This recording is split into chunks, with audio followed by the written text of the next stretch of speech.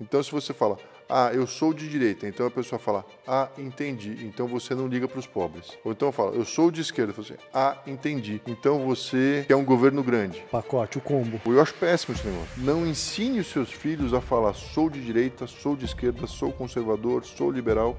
Ensine os seus filhos a pensar criticamente.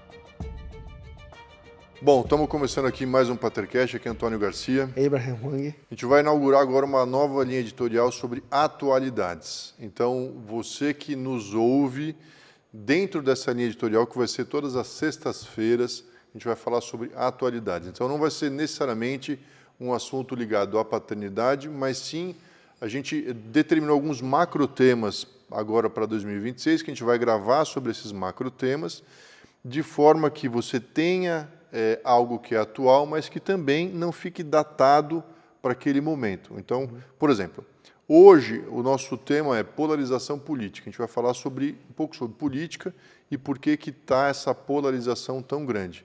É um tema relevante para hoje, 2026, abril, mas é um tema que, se você ouvir mais para frente, continua fazendo sentido. Então, não é só uma revista de atualidade para ler o que está acontecendo no momento. É algo que vai trazer embasamento, entendimento e profundidade para quem está ouvindo. Exatamente. Beleza? Então tá bom. Polarização política. O que traz para você esse tema? Em vários países está tendo mais polarização política. E, claro, tem a ver com o próprio sistema político de você ter uma alternância do poder que acaba acontecendo naturalmente, porque a expectativa das pessoas é tão grande sobre aquele herói que vai resolver os problemas, aí não resolve. Em 4 anos, aí a gente vai ter que apostar no outro herói. Mas você está falando sobre nações democráticas ou... Democráticas. Nas democráticas? Sim. Porque nas outras... nas outras não tem muita essa opção. Como é que está, né? Na Coreia do Norte, teus parentes lá? Está Acho tendo que polarização. Acho que a polarização está entre 99,9% e 100%. Ele não foi lá que ele foi reeleito? Foi reeleito. 100%? 100%. Puxa, que beleza, né? E eu sei que é engraçado, dramático, cômico, tragicômico, mas em edições anteriores até tinha alguns votos contrários. Só que a galera ia morrendo, né? É um jeito de você vencer, né, os seus adversários, matá-los. Tá bom, muito bom. Bom, nos últimos anos, o que a gente tem observado? Crescimento de polarização política, radicalização no debate público e perda de confiança nas instituições. Tá bom, isso gera... É engraçado, porque a perda de confiança nas instituições não é um efeito de radicalização, é um efeito de deterioração das próprias instituições. Mas eu estava hoje, inclusive, conversando com um amigo sobre esse tema, e o que ele me trouxe? Que ele leu um livro, e esse livro fala que a polarização sempre aconteceu, só que as redes sociais trouxeram a evidência da polarização. Então, que sempre houve, e a evidência apareceu. Você acha que faz sentido isso, não? Eu acho que eu iria mais no entendimento de que as redes, por causa dos algoritmos, elas começam a entregar aquilo que você curte, aquilo que você gosta, e aí vai intensificando aquele seu posicionamento. Beleza, eu concordo com você, porque tem as duas coisas. Talvez um pessoal de direita nem sabia que existia o pessoal de esquerda, então você ficava na sua bolha.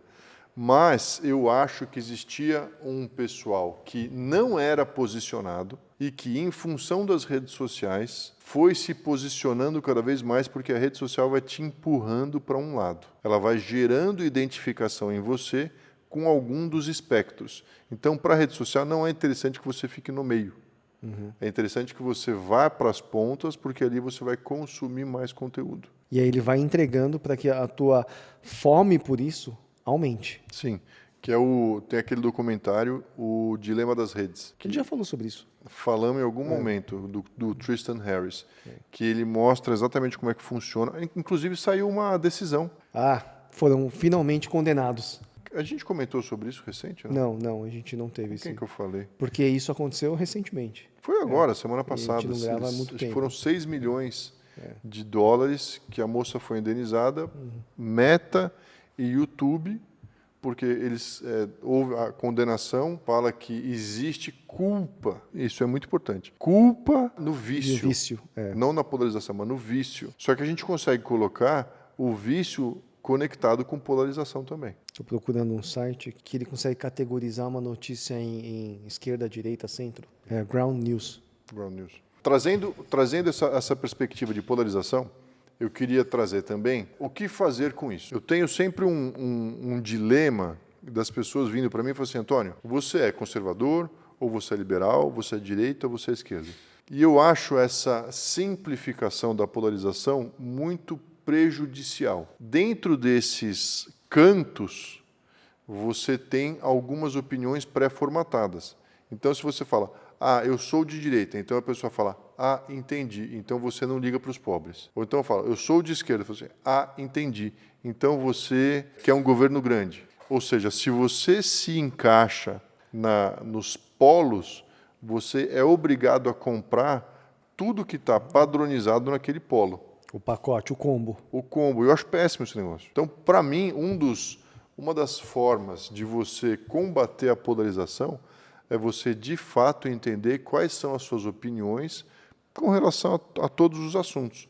E quando te perguntar, você é direita, esquerda, fala assim, depende do candidato, porque eu vou entender quais são as propostas de acordo com as minhas convicções. Então, se tem um candidato de esquerda que é contra o aborto, cara, eu concordo com ele nessa pauta. Se tem um candidato de direita que é a favor do Estado muito grande, eu sou contra esse candidato nesta pauta. É importante você entender com mais complexidade, porque eu creio que uma das causas da polarização é exatamente a ignorância das pessoas. Se o cara é ignorante, ele vai comprar o que tiver mais próximo. Juntando com essa informação de mídias, que a maioria das pessoas acaba obtendo as informações, ou a sua principal fonte, a fonte primária de informações, são as mídias sociais. Exatamente. Agora, você já reparou uma coisa, que as brigas acontecem geralmente em rede social, porque quando você traz as pessoas para a conversa, elas não têm o mesmo ânimo para brigar,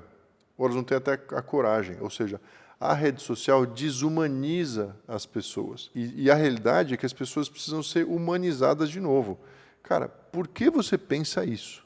É uma coisa que eu acho muito legal. Não, eu sou a favor do aborto. Tá bom, por que você pensa isso? Não no afã de convencer, mas no interesse sincero de entender o que está acontecendo. A gente, como pai, e a gente entendendo o nosso papel, tem que buscar para desarmar um pouco dessa polarização. Cara, ninguém ganha com essa polarização, sabe?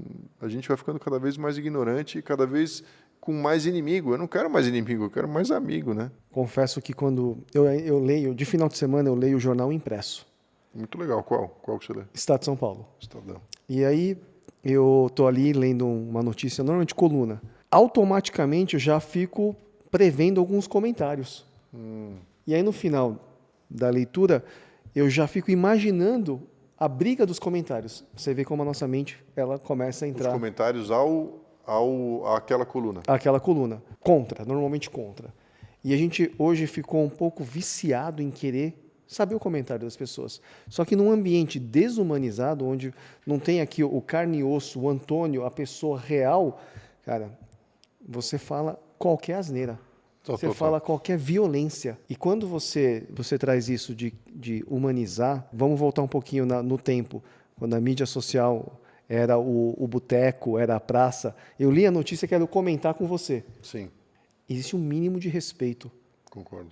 Por causa dessa condição física, humana. Tem um ser humano que está aqui na minha frente. Concordo. Acho que o mais importante é não sermos nós mesmos os polarizados. E a única forma é você ter consciência que isso está acontecendo e tomar uma atitude prática. Entenda os seus posicionamentos. A gente está numa democracia, a gente precisa votar.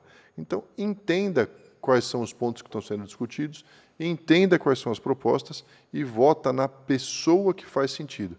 Eu acho que isso é um ponto relevante também, porque apesar do nosso sistema, quem é mais votado leva um monte de gente junto, que eu acho uma coisa muito ruim, mas ainda assim a gente está muito pautado em pessoas mais do que em partidos.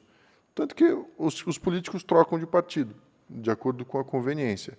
Então é muito importante você entender, conhecer a pessoa e entender a adequação das opiniões dela com as suas. Não importa se é de direita ou se é de esquerda, você sai votando, não.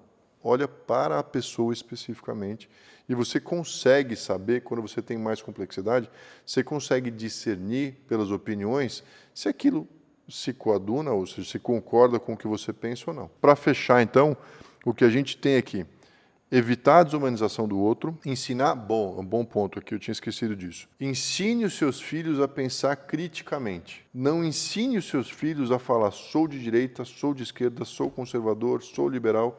Ensine os seus filhos a pensar criticamente. Às vezes tem necessidade, você é o quê? Sou de direita, sou de esquerda, tudo bem, mas que isso seja uma coisa precária, não o principal. O principal é discuta os assuntos com profundidade. Isso evita polarização. Por último, preservar a capacidade de diálogo, concordo, porque a polarização leva para um lugar onde o diálogo ele é reduzido para um negócio meio tribal, né? A versão moderna do tribal é gangue. Gangue virtual. Gangue virtual. Com linchamento virtual. Exatamente. Um absurdo completo.